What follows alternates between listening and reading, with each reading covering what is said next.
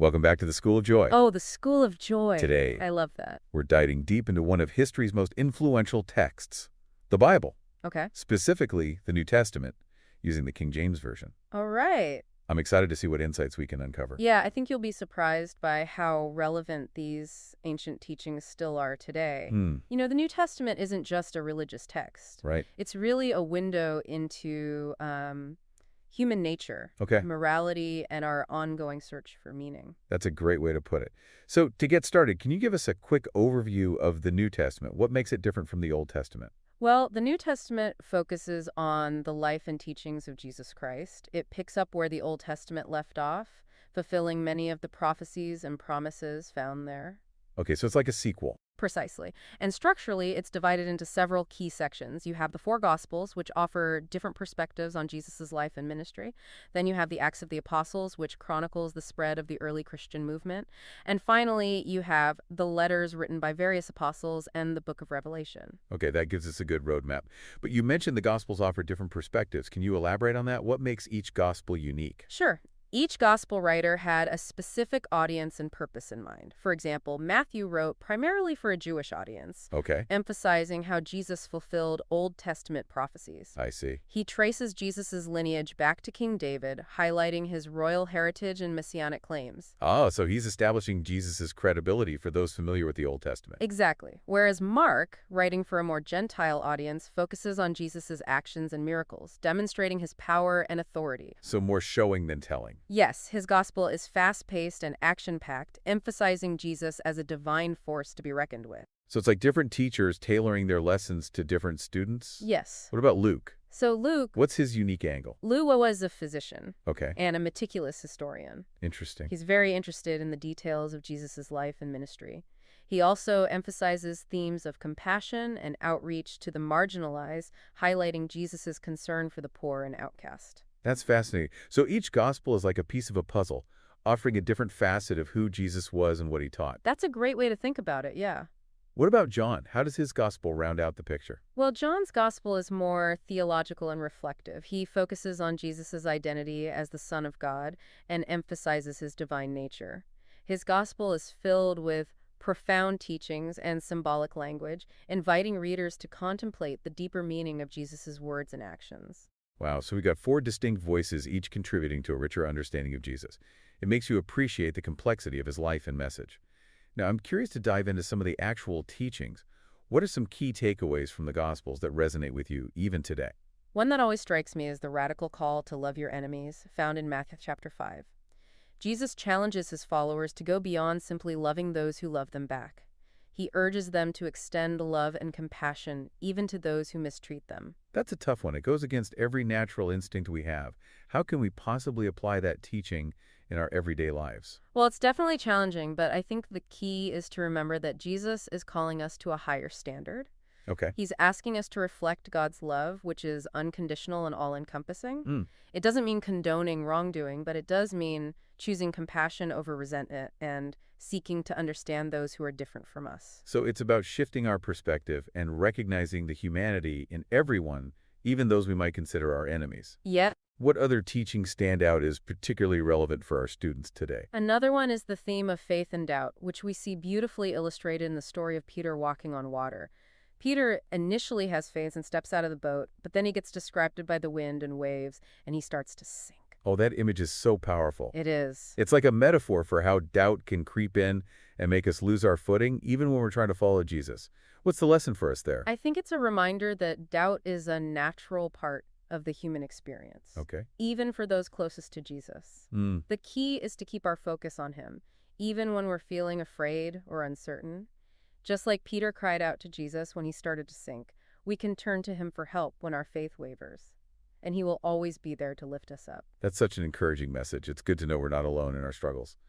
Now, there's one more big theme you wanted to touch on, materialism versus spiritual wealth. Ah, yes, this one hits close to home. I bet.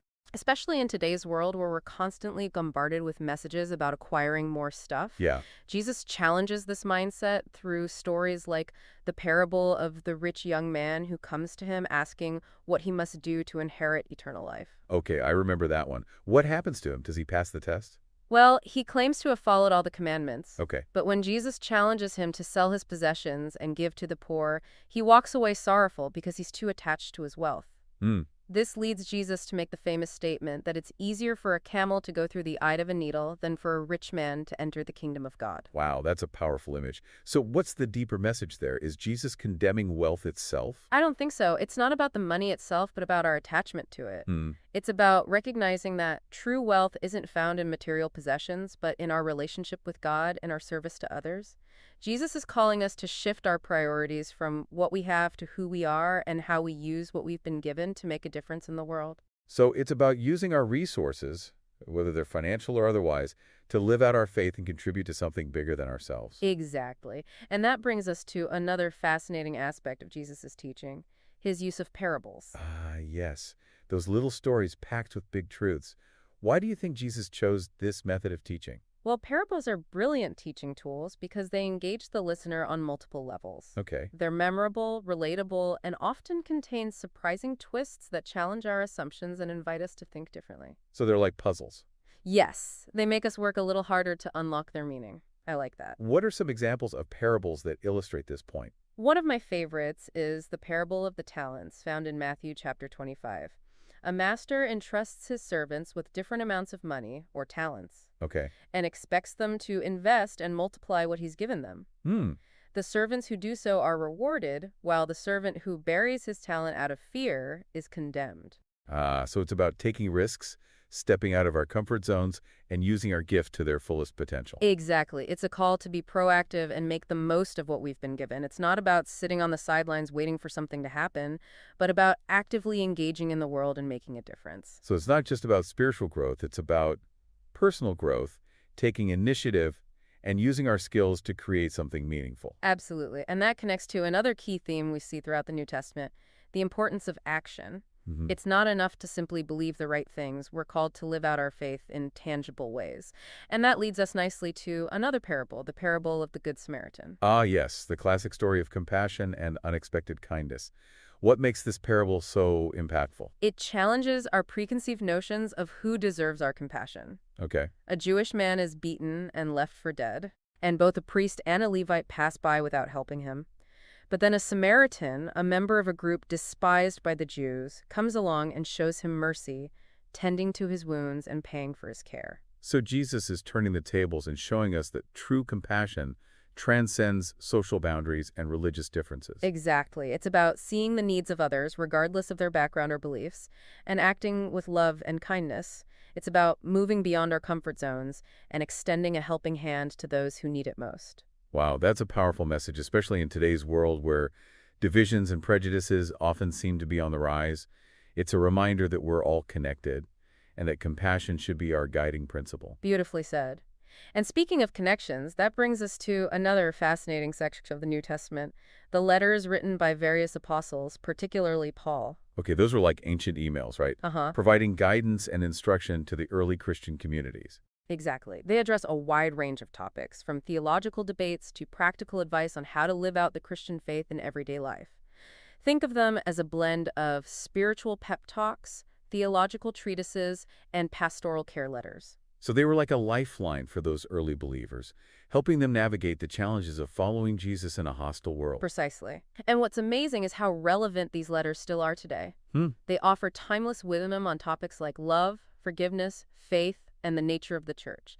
They grapple with questions that continue to resonate with us centuries later. Well, let's open up this ancient mailbox. What are some specific excerpts that stand out to you as particularly relevant for our students today? One that always comes to mind is from Romans chapter 12, Okay. where Paul urges believers to present their bodies as living sacrifices, Okay. holy and acceptable to God. He calls them to be transformed by the renewing of their minds and to not conform to the patterns of this world. So it's about a radical transformation, a complete shift in perspective and lifestyle. Exactly. It's about allowing God to reshape our thinking, our values, and our actions. It's about living differently, standing out from the crowd, and pursuing a life that reflects God's will rather than the fleeting trends of the world. Okay, that's a challenge for sure, but a worthy one. What other golden nuggets can we glean from these letters? Another one that never fails to inspire me is from 1 Corinthians chapter 13, often called the love chapter. Paul describes the qualities of love in such beautiful and profound language. He says that love is patient, kind, not envious, not boastful, not proud. It's not self-seeking, easily angered, or keeps a record of wrongs. It rejoices with the truth, protects, trusts, hopes, and perseveres. Wow, that's a high bar. It is. It's not just about romantic love, but about a way of being, a way of treating everyone with compassion and grace. Exactly. And Paul concludes by saying that faith, hope, and love abide, but the greatest of these is love. He's emphasizing that love is the foundation of everything, the most important virtue we can cultivate. So it's about putting love into action in our relationships, our families, our communities, and even in how we treat those we disagree with. Absolutely. And that's the beauty of the New Testament. Hmm. It challenges us to think differently, Hmm. to live differently, Right. to love differently. Well, we've covered a lot of ground today, from the four Gospels to the letters of Paul. It feels like we've just completed a crash course in New Testament 101. But I know there's still one more stop on our journey, the book of Revelation. Ah, yes, the grand finale. That's where we'll explore the wild world of symbolic imagery, apocalyptic visions, and the ultimate triumph of good over evil. Okay, I'm definitely intrigued, but we're going to have to save that for part 2 of our deep dive. Until then, class dismissed. But keep those thinking caps on, and we'll see you back in the School of Joy soon. Sounds good. Welcome back to the School of Joy. Last time we laid the groundwork, Yes, we did. exploring the Gospels, Uh-huh. Jesus' teachings, Right. and those insightful letters from the apostles. Lots of good stuff in those letters. Now buckle up as we venture into the uncharted territory of Revelation, the New Testament's grand finale. It's a book that's both captivating and challenging, full of vivid imagery and symbolic language. It definitely feels different from anything else we've encountered so far. What makes Revelation so unique? Well, Revelation falls into a category called apocalyptic literature. Hmm, It's not meant to be interpreted literally, okay. but rather as a series of visions and metaphors that point to a deeper spiritual reality. So it's more like a dream you're trying to decipher than a historical account. Exactly. And like a dream, it's packed with symbolism and allegory, which has led to a wide range of interpretations over the centuries. I can see how that would spark debate and intrigue. What are some of the key symbols and themes we should be aware of as we journey through Revelation? One of the most prominent symbols is the number 7. You see it everywhere. 7 churches, 7 seals, 7 trumpets, 7 bowls of wrath. In biblical numerology, 7 represents completeness and perfection. It's used in Revelation to emphasize the totality of God's judgment and the fullness of his victory. So 7 is like a divine stamp of approval, a sign that God's in control and his plan is unfolding. Precisely. Another key theme is the cosmic battle between good and evil. Okay. Revelation depicts this struggle in epic terms, with angels and demons, dragons and beasts, clashing in a fight for ultimate power. It sounds intense. Who are the main players in this cosmic drama? On the side of good, we have God, Okay. the Lamb, representing Jesus, and the angels. They embody holiness, righteousness, and divine power. On the side of evil, we have Satan, the dragon, and the beast, representing rebellion, wickedness, and the forces of darkness. So it's a classic showdown between light and darkness played out on a grand scale. Yes, and throughout Revelation, we witness these forces clashing in a series of judgments and battles that ultimately culminate in the final victory of good over evil. That message of hope and ultimate victory must have been incredibly encouraging for the early Christians who were facing persecution. You're right. It's a powerful reminder that even in the midst of suffering and uncertainty, God is sovereign and his purposes will prevail. Speaking of hope, one of the most captivating images in Revelation is the description of the New Jerusalem. What's the significance of this dazzling city descending from heaven? The New Jerusalem symbolizes the ultimate fulfillment of God's promises, a perfect world where there is no more pain, sorrow, or death. Wow. It's a vision of hope and restoration, a reminder that our current reality is not the end of the story. It's like a glimpse of paradise, a reminder that something beautiful awaits those who persevere through trials. Precisely. And the invitation to take the water of life freely in Revelation 22 echoes this theme of hope and restoration. It's a beautiful picture of God's grace being freely available to all who thirst for it. So it's a message of inclusivity and boundless love, reminding us that God's arms are open to everyone. Exactly. Revelation, despite its complex imagery and symbolism, ultimately offers a message of hope and encouragement. It reminds us that God is in control, Right. that evil will be vanquished, and that a glorious future awaits those who remain faithful. That's a powerful message to hold on to, especially in times of uncertainty and struggle. But I have to admit, some parts of Revelation are pretty intense and even a bit terrifying. Sure. How do we reconcile those images with the message of hope. Well, it's important to remember that John, the author of Revelation, was writing to encourage Christians who were facing persecution under the Roman Empire. Hmm. His visions, though symbolic, reflect the very real suffering and anxieties of his time. So it's like he's using dramatic imagery to convey the gravity of the situation and the assurance that God will ultimately intervene. Exactly. The intense imagery serves to highlight the stark contrast between the forces of darkness and the ultimate victory of light. Hmm. It's a reminder that even in the midst of chaos and evil, God's power and love will ultimately prevail. That's a powerful perspective. It reminds us that even though we may experience hardship and darkness in this life, there's a greater reality that transcends our current circumstances. Absolutely. And even though Revelation was written centuries ago, Right. its themes of spiritual warfare, the allure of worldly power, Yeah. and the ultimate triumph of good over evil resonate deeply with our own experiences today. You're right. We still grapple with these same issues on a personal and societal level, but it's encouraging to know that the message of Revelation transcends time and offers timeless wisdom for navigating these challenges. Precisely. It's a call to persevere in faith, Okay. to resist the allure of darkness, and to hold fast to the hope of God's ultimate victory. Our journey through the New Testament has been filled with profound insights and challenging teachings. It has. From the Gospels to the letters and now Revelation, we've seen how these ancient texts continue to speak to the deepest longings of the human heart. It's been a privilege to explore these timeless truths with you. What are some of the key takeaways that have resonated most deeply with you?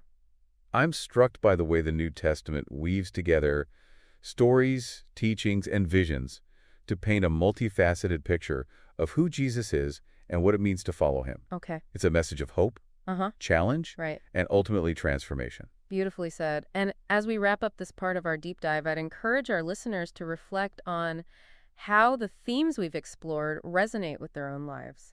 What insights have challenged your assumptions? Okay. What teachings have ignited a spark of hope or inspired you to action? That's a great question.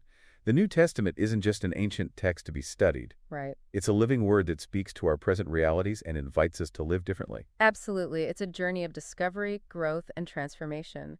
And as we continue to explore its depths, we may find ourselves surprised by the ways it illuminates our paths and shapes our understanding of the world around us. Welcome back to the School of Joy.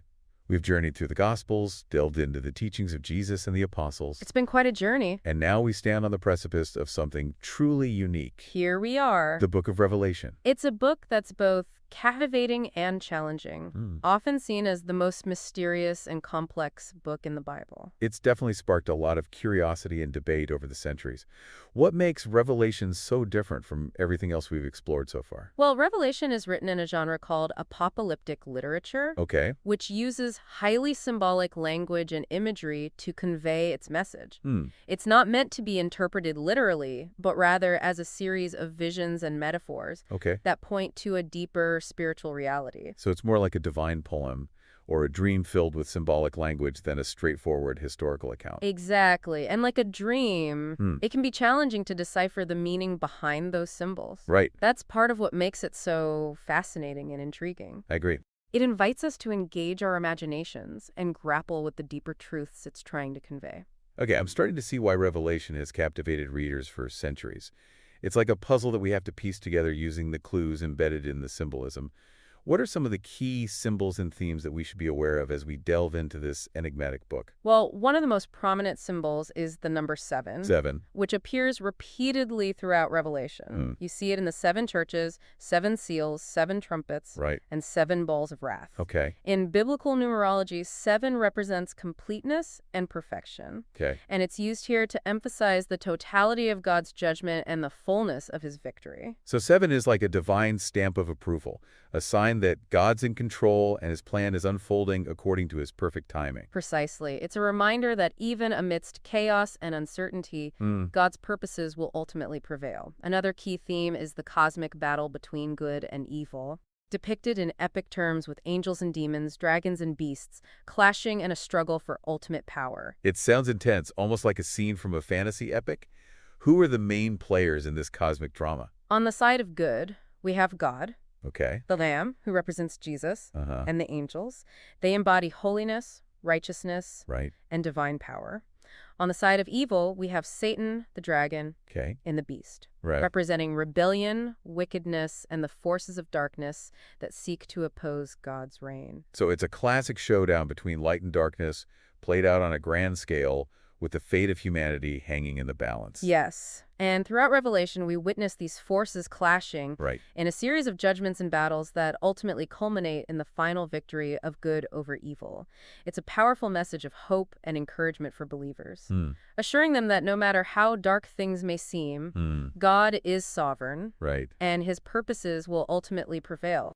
That message of hope must have been incredibly encouraging for the early Christians who were facing persecution and hardship. You're right. It's a powerful reminder that even in the midst of suffering and uncertainty, Hmm. we can hold fast to the hope that God is working all things together for good, Okay. even if we can't see the full picture in the present moment. Speaking of hope, one of the most captivating and beautiful images in Revelation is the description of the New Jerusalem, Ah, descending from heaven like a dazzling bride adorned with precious jewels. beautiful imagery. What's the significance of this breathtaking city? The New Jerusalem symbolizes the ultimate fulfillment of God's promises, Hmm. a perfect world where there is no more pain, sorrow, or death. It represents the restoration of all things, Yes. a place where God dwells fully with his people and where harmony and righteousness reign. It's like a glimpse of paradise. It is. A reminder that our current reality, with all its brokenness and suffering, is not the end of the story. There's something far more glorious awaiting those who trust in God. Exactly. And the invitation to take the water of life freely in Revelation 22 echoes this theme of boundless grace and restoration. It's an open invitation to all who thirst for true life, Yes. for forgiveness and reconciliation with God. Beautiful. So it's a message of inclusivity and boundless love, reminding us that God's arms are open to everyone, Absolutely. regardless of their past mistakes or their current circumstances. Precisely. Revelation, despite its complex imagery and sometimes terrifying visions, Right. ultimately offers a message of hope and encouragement. Mm. It assures us that God is in control, Mm. that evil will be vanquished, Right. and that a glorious future awaits those who remain faithful. That's a powerful message to hold on to, especially in times of uncertainty and struggle. But I have to admit, some parts of Revelation are pretty intense Uh-huh. and even a bit terrifying.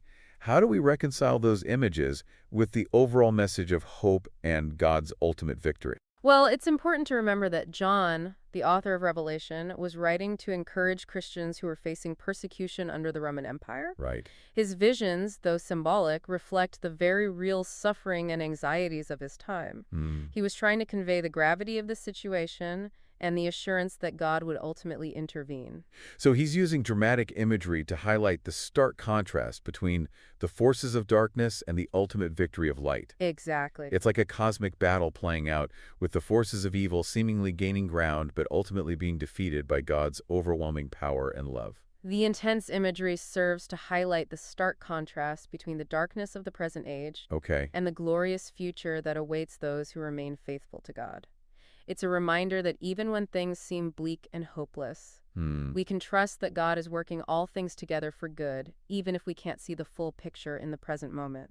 That's a powerful perspective. It reminds us that even though we may experience hardship and darkness in this life, there's a greater reality that transcends our current circumstances. Absolutely. And even though Revelation was written centuries ago, Right. its themes of spiritual warfare, the allure of worldly power, Yeah. and the ultimate triumph of good over evil resonate deeply with our own experiences today.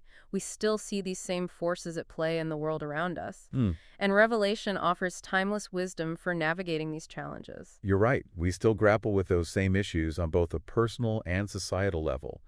The temptation to compromise our values for the sake of power or security, Right. the struggle to remain hopeful amid suffering and injustice, the longing for a world where righteousness and peace prevail. These are universal human experiences that transcend time and culture. Precisely. And Revelation speaks directly to those longings, offering a vision of hope and a call to persevere in faith, Okay. to resist the allure of darkness, and to hold fast to the promise of God's ultimate victory. Right. It's a reminder that we're not alone in this struggle, Hmm. and that God is working all things together for the good of those who love him. Our journey through the New Testament has been filled with profound insights and challenging teachings. It has. From the Gospels to the letters and now Revelation, Right. we've seen how these ancient texts continue to speak to the deepest longings of the human heart, They offer guidance, challenge, Uh-huh. and ultimately hope. It's been a privilege to explore these timeless truths with you. As we conclude our deep dive into the New Testament, Hmm. what are some of the key takeaways that have resonated most deeply with you? I'm struck by the way the New Testament weaves together stories, teachings, and visions to paint such a rich and multifaceted picture of who Jesus is and what it means to follow him. Okay. It's a message that encompasses both challenge and comfort, Hmm. calling us to a life of radical love and sacrifice, Uh-huh. while also assuring us of God's unwavering love and ultimate victory. Beautifully said. And as we wrap up this episode, I'd encourage our listeners to reflect on how the themes we've explored resonate with their own lives. Hmm. What insights have challenged your assumptions? What teachings have ignited a spark of hope or inspired you to action? What questions or uncertainties remain as you continue to explore the depths of the New Testament? That's a great point. The New Testament isn't just an ancient text to be studied. Right. It's a living word that speaks to our present realities and invites us to live differently. It's a journey of discovery, growth, Absolutely. and transformation. Yes. And as we continue to explore its depths, we may find ourselves surprised by the ways it illuminates our paths and shapes our understanding of the world around us. And remember, our exploration doesn't end here. There's always more to discover, more to learn, more to experience in our ongoing journey of faith. Hmm. So keep seeking, keep exploring, and keep that school of joy alive within your hearts as you engage with the timeless truths of the New Testament.